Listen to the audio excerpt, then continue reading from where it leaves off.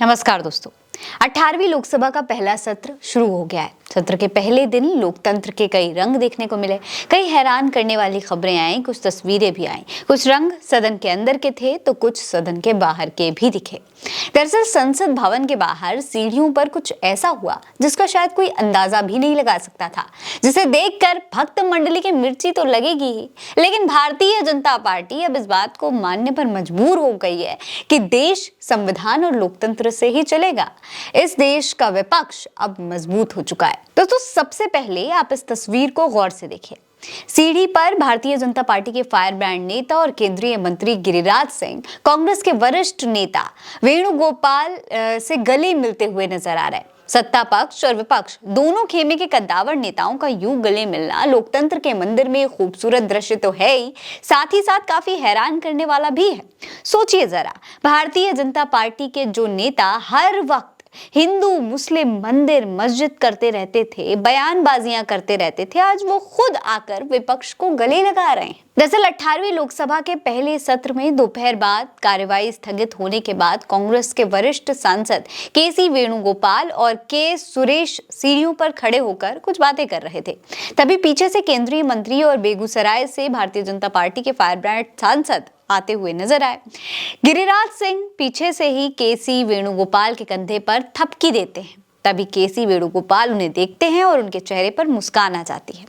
फिर दोनों नेता गले मिलते हैं। इस दौरान गिरिराज ने सुरेश से भी हाथ मिलाया। इतना ही नहीं दोस्तों, दोनों के चेहरों पर, सभी के चेहरों पर, इत्तेफाकन सभी के चेहरों पर मुस्कान नजर आ रही थी। सभी मुस्कुरा रहे थे, बातचीत कर रहे थे, जिसके बाद गिरिराज सिंह हाथ जोड़कर अभिवादन करते हुए वहां से चले जाते हैं।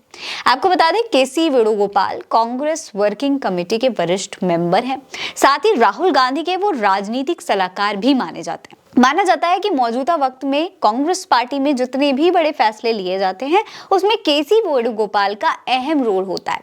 इतना ही नहीं, पार्टी स्तर पर जब भी कोई फैसला होना होता है तो पार्टी का पक्ष रखने के लिए के.सी. वेणुगोपाल ही मीडिया से बात करते हैं।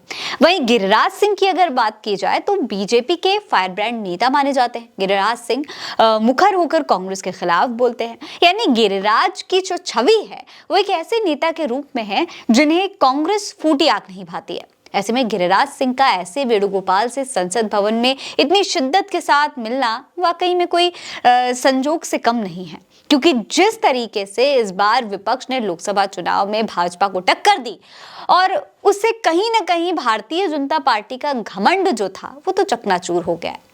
बहुमत से नीचे भाजपा ने यह सुनिश्चित किया है कि संविधान को सभी हमलों से बचाया जा सकता है और बचाया जा रहा है। विपक्ष इसके लिए कदम उठा रही है। इससे पहले सदन के अंदर प्रधानमंत्री नरेंद्र मोदी ने बतौर सांसद शपथ लेने के बाद विपक्षी नेताओं की तरफ हाथ जोड़कर नमस्कार भी किया था, खासतौर पर राहुल गांधी को। चुनाव से पहले जिस राहुल को वो पहचानते भी नहीं थे, पहचानने से इनकार करते थे, कौन राहुल पूछते थे, अब उसी राहुल को नमस्कार करते हुए दिखाई दे रहे हैं। इसके जवाब में राहुल गांधी और अखिलेश यादव ने भी हाथ जोड़कर उनको नमस्कार किया, नमस्कार का जवाब दिया। यानी संविधान बचाने के लिए जिस मुद्दे को लेकर विपक्ष चला था, अब उसका असर दिखने लगा है।